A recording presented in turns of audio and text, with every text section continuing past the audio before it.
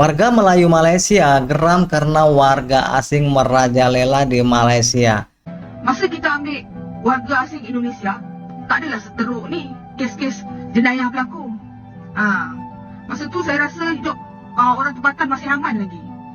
Dengan orang Indonesia, dia punya budaya sama dengan kita, bercakap pun senang.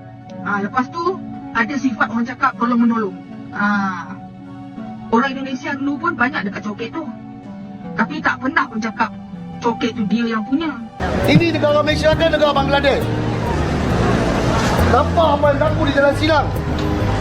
Saya nak tanya dekat kerajaan Malaysia ni, tolong jawab. Itu saja saya nak tanya. Orang Melayu miskin. Mereka menjual tanah.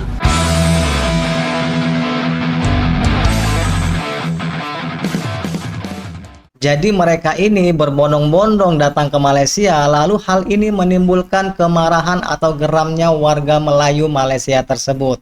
Nah, jadi warga Bangladesh ini bukan hanya bekerja, tapi Bangladesh ini juga memanfaatkan luang waktu berjualan atau berbisnis. Seolah-olah mereka jadikan Malaysia itu seperti negaranya sendiri. Sangat berbeda cuy dengan TKI Indonesia yang bekerja di sana, bahwa TKI Indonesia ini tahu diri dan tahu budaya. Apalagi orang Indonesia itu sifatnya saling tolong-menolong dimanapun berada ya. Berbeda dengan Bangladesh, sukanya mengklaim hak Malaysia. Nah, ini adalah video warga Malaysia yang menyesalkan kedatangan warga Bangladesh. Justru mereka memuji TKI Indonesia cuy.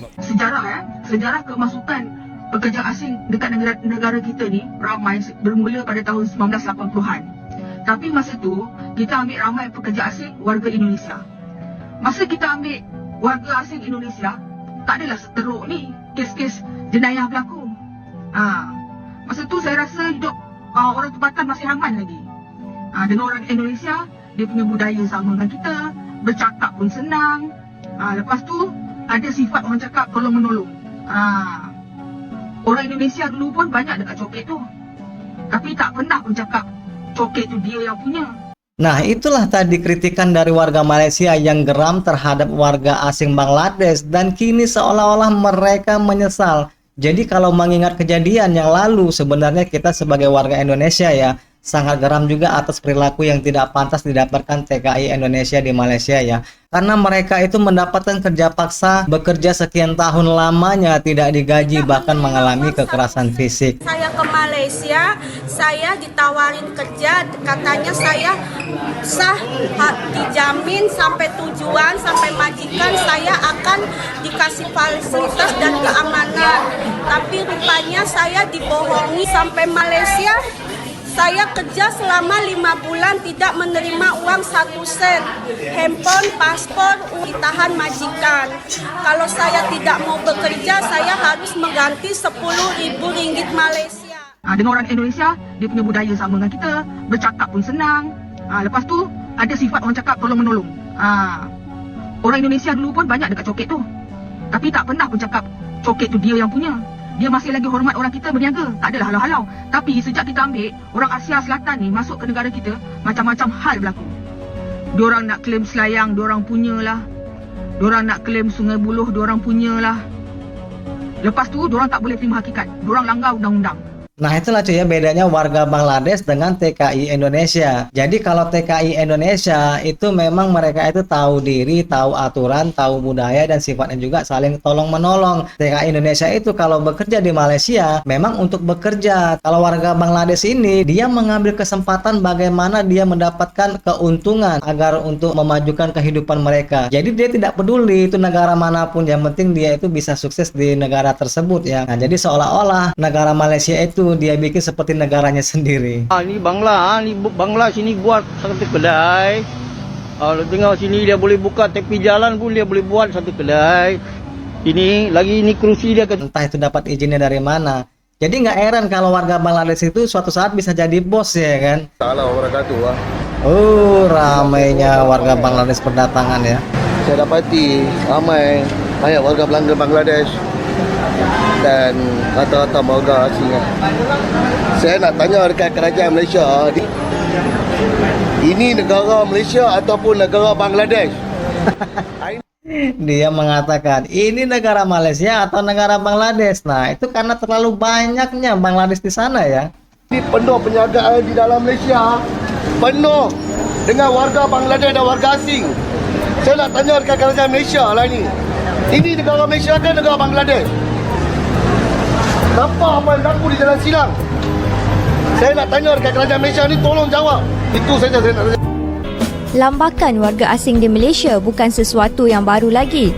Malah, baru-baru ini Menteri Pelancongan dan Kebudayaan, Datuk Seri Nazri Aziz mengalu-alukan rakyat Bangladesh untuk membuat permohonan dalam program Malaysia Rumah Keduaku.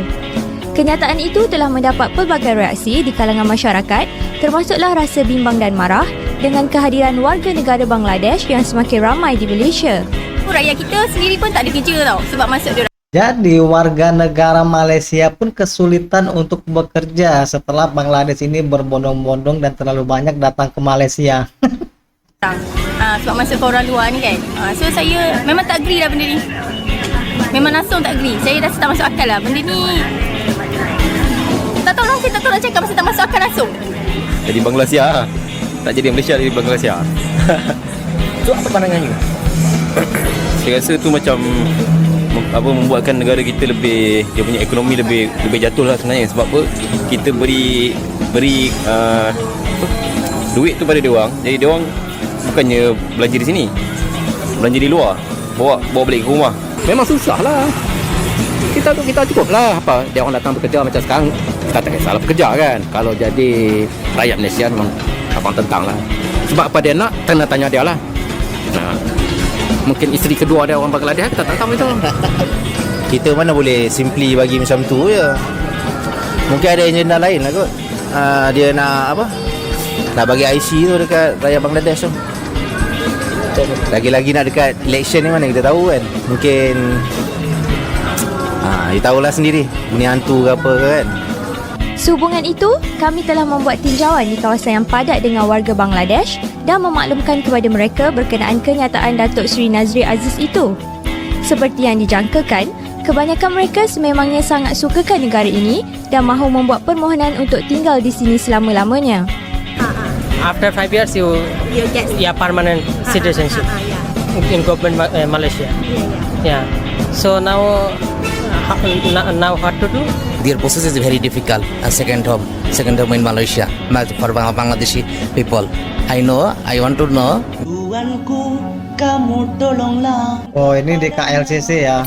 Sangat penuh sekali ya di Malaysia itu, Bangladesh itu. Ramai orang kata dia menyemak kat situ semua benda ni. Apa pendapat hangpa? Katanya Abang Nas lah kat sini lah. Okey, maybe kita orang Malaysia kenapa macam tak macam negara Malaysia dah. Ramai orang Bangladesh ataupun orang luar kat sana bercuti kat KLCC waktu CNY Chinese New Year cuti baru-baru ni. Tapi lah nak marah pun tak boleh juga. Sebab depo-depo ni lah yang tolong kita dekat bahagian pekerjaan yang orang tak boleh nak buat. Yang orang Malaysia tak nak buat. Benda-benda yang dangerous, yang berbahaya seperti construction, benda-benda yang dirty. Yang orang Malaysia bukan senang, orang muda nak pergi curongkan, memang tidaklah nak sapu sampah tepi jalan. So apalah salah sangat depa dah berkhidmat untuk negara kita, okey, menyiapkan bangunan-bangunan, membuat kerja-kerja yang orang Malaysia pun tak nak buat. Depa bercuti sekejap lah CNY dekat KLCC. Bukan selalu pun, sebab abang selalu pergi KLCC.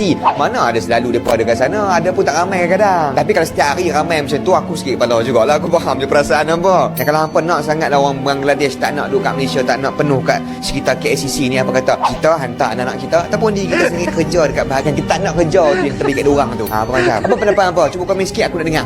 Mestilah. Jujur ya cuy ya, Kak, ini kalau nggak ditranslate ini kata-katanya, saya nggak ngerti loh bahasa Malaysia ini sebenarnya. Beda dengan bahasa Melayunya Indonesia yang mudah dipahami. Selain itu juga mantan Perdana Menteri Malaysia Mahathir Mohamad menyikapi tentang Melayu Malaysia yang malas, dan banyak tanah mereka yang dijual ke warga asing. Orang Melayu miskin, mereka menjual tanah. Kita dapati bahawa walaupun kita mempunyai simpanan tanah simpanan Melayu, tanah simpanan Melayu pun kerap kali dijual juga. Jadi kalau kita terus kegiatan menjual tanah, walaupun Malaysia ini akan dinamakan tanah Melayu, itu bukan official, tetapi sebenarnya dimiliki oleh orang lain. Seperti yang berlaku di Singapura. Singapura adalah sebahagian daripada Johor, tetapi kita sudah hilang Singapura sehingga menjadi negara lain. dimiliki oleh orang lain, kerana orang Melayu di situ tak mampu nak kuasai kekayaan di Singapura, nak memiliki tanah pun bukan orang Melayu, sudah dimiliki orang lain. Sebab itu kita perlu ada satu kempen menghalang penjualan tanah khususnya.